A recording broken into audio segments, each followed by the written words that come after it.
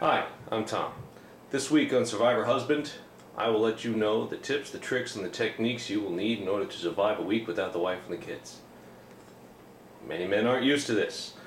They have problems being without their wives because they're not used to cooking for themselves.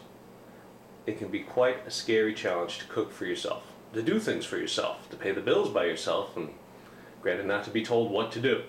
You have to be on your own, self-sufficient, and I'm going to show you how.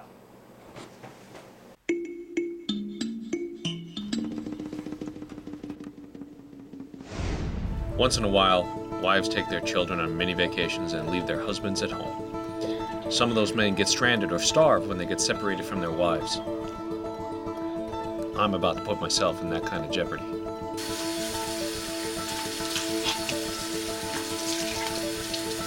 No wife, no kids, no dinner when you get home, no laundry, no direction, loneliness and despair.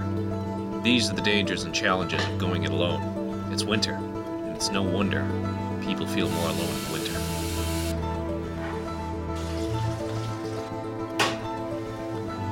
The problem is that when you're completely alone and something goes wrong, it's serious.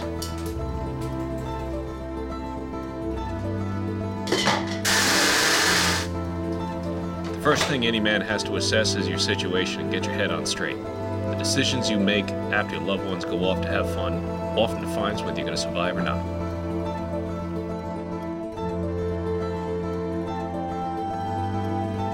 But for now, it's just me, my camera, a good multi-tool, some beer, and my house for the next 7 days.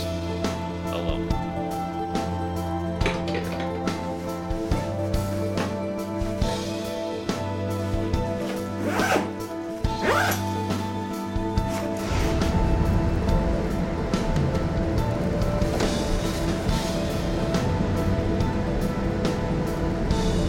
Not having your wife around means that there's still things that have to be done. Preparation is everything.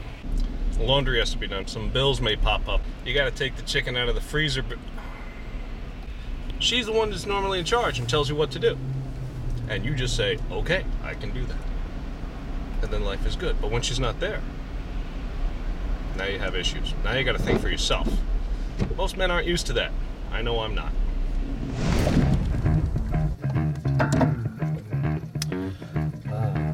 Sauce. And to go with it, some pasta. Very nice. A good way to know how much pasta you need is to get the bowl already that you're going to use and put the pasta right into it. But don't fill it up too much because it looks smaller than it actually will be when it boils. Other things to keep in mind is the amount of milk that you have left in the house, because when they come back and there's no milk, you can have a lot of angry little children. No milk and cookies. Once the water's boiling, all you have to do is pour it in. Once it's done boiling, you gotta drain it. Stop burning yourself.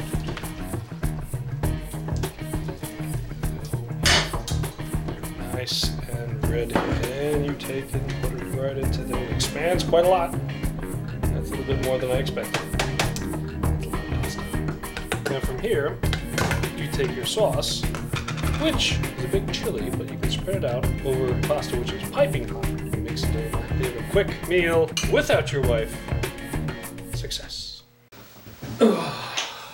Well, it's not as good as my wife's meal, and it'll have to suffice. It's just not the same.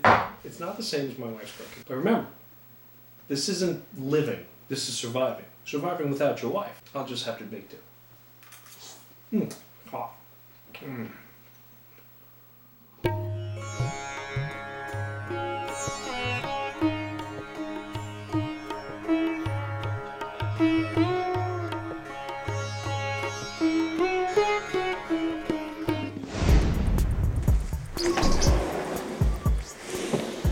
Well,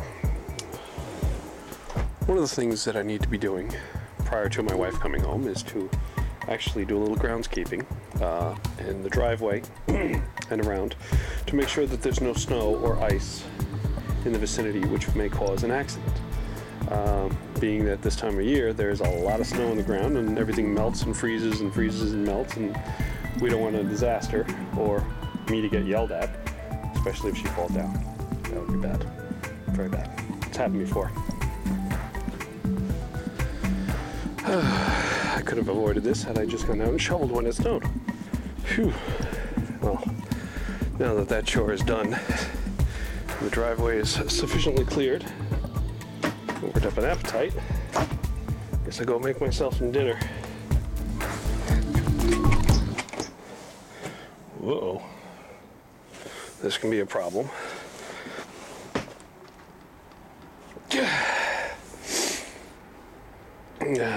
This is the only door to the house that was open, since I locked all the other doors. I'll see if I have a spare key around. Maybe. Hopefully. You know what? Come to think of it now, I saw the spare key on the refrigerator in the house.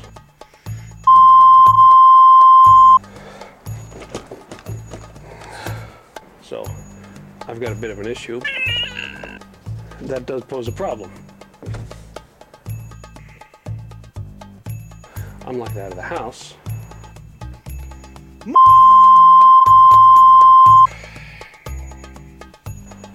Everything's inside, and I didn't bother to go put it back in its hiding spot.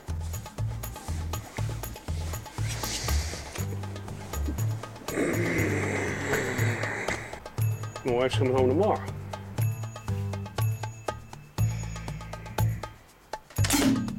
I can build a fire. A fire pit. Well, when you're in any survival situation, having a fire is actually an excellent idea.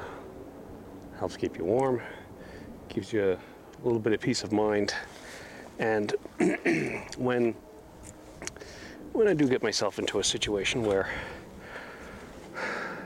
survival is needed, I usually like to try something new. So a survival device that would, make things work a little easier. And what I have is a propane torch. Now, let's hope this lights.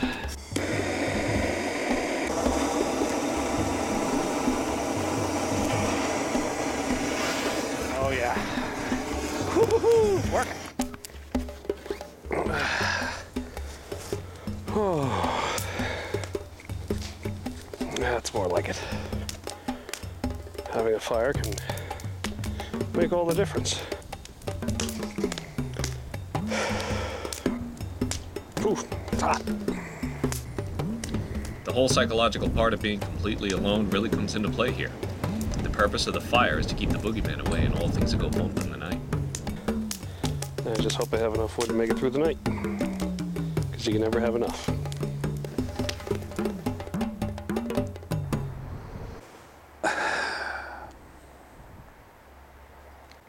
I don't have enough firewood. Well, it's day 7. She should be home any minute. I still haven't figured out how I'm going to explain to her how I got locked outside the house, but, we'll figure that out. Hey, Dad! What you doing? Well, I'm just sitting out here relaxing. How you doing? You guys are back? That's great. Yeah. But how'd you get in the house? You left the front door open. It was nice of you to do that. We could get the bags in easier. I did? Yeah. Oh. Okay. Great. All right, I'm coming in. All right.